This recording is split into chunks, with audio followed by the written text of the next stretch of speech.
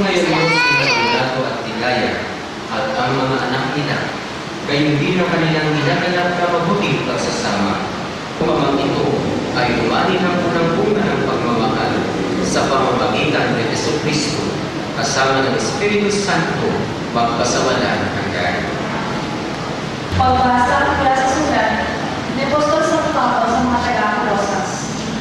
Mga kapatid, kayo hinilang ng Diyos, na nagpapara sa Kanya at minahal Niya, kaya dapat kayo maging mahabagin, maganda ang kalooban, mapagkumbaba, mabait at mag-iisip, magpapanghinan kayo ang pagkakawalan na may hinanap kayo sa isa't isa. Tinatawag kayo ng Panginoon, kaya magpatawag kayo. At higit sa lahat, magtitigan kayo pagkat ito ang pagpapagdalang na pagkakaisa. At paghalinin niyo sa inyong puso ang kapayapang kaloob ng Kristo. Sapagkat ito ang dahilan kaya kayo tinawag upang magbahagi ng isang katawan. Magpasalamat kayo lagi. Ang mga salita ng Kristo ay kayong mabuti sa inyong isip. Magkaalalahanan kayo at magturuan ang buong kaalaman.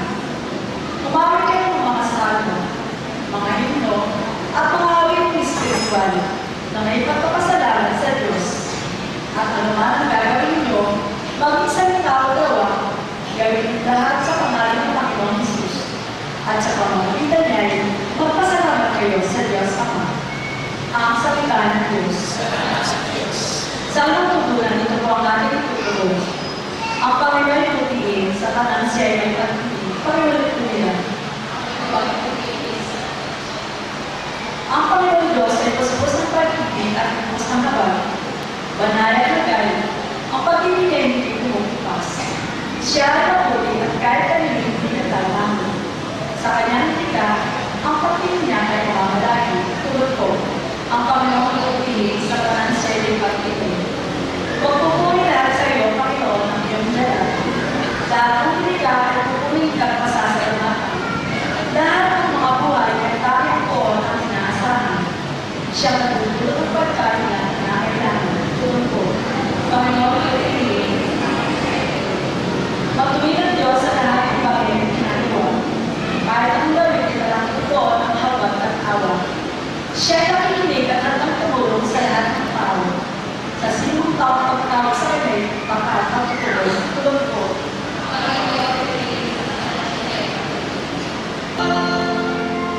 Sumainyo ang Panginoon. Ang pagpapahayag ng mabuting balita ng Panginoon ayon kay San Juan.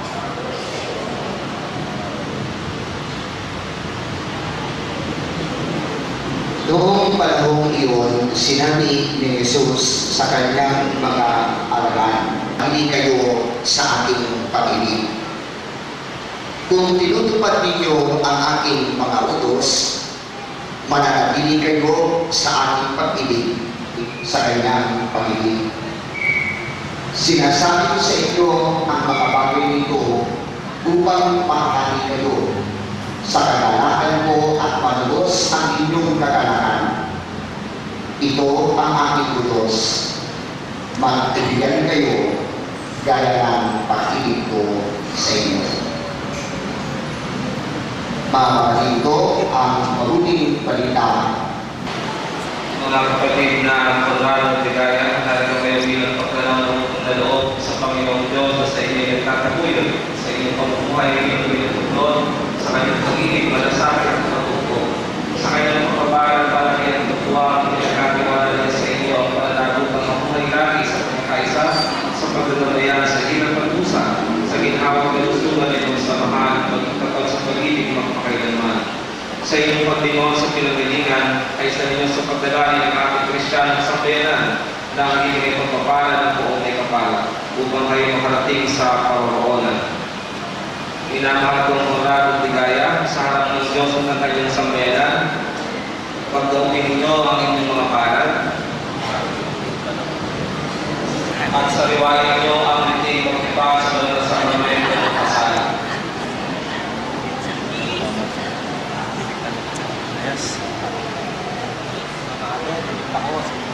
Tigaya.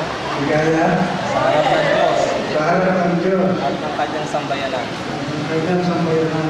Sinasaliwa ko Sinasaliwa ko ang aking pasya ang aming pasya noong noong pinpan kitang timpang kita maging aking may bahay. maging aming ligaw.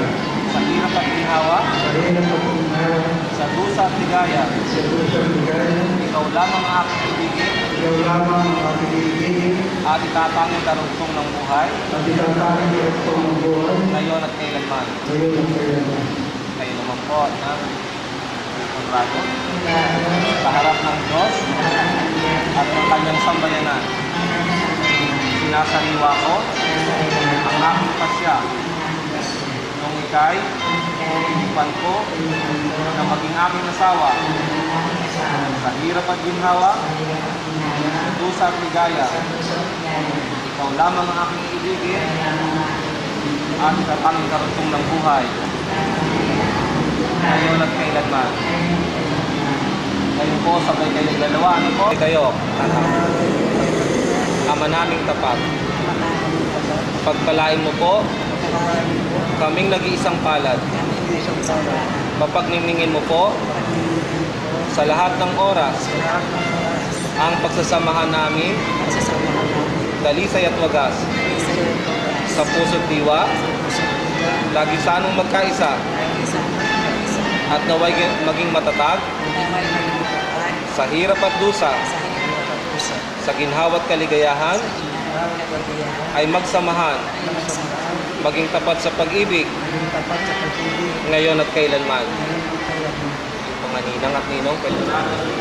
Uragang ligaya, ang langit ng lupa, ay saksi sa inyong pagtitipan. Sa ngalan ng sambayan ng natin ito, At sa ngalan ng sambayan ng Diyos, kami nagpapatunay kami nagpapatunay sa sinariwa sa sangyaywa ng inyong pagtitipan sa inyong pagtitipan bilang mag-asawa bilang mag-asawa sa mata ng Diyos sa mata ng Diyos at sa mata ng tao. at sa mata ng tao.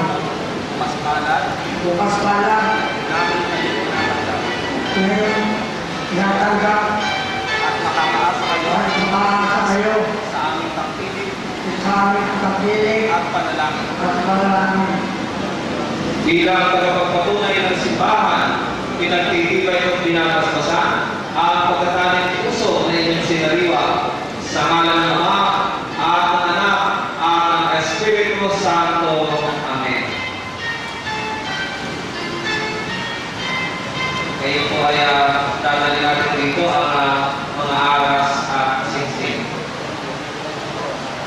Naging pasto sa lutupupi ng iyong mga lingkod na sinapatado at ligaya.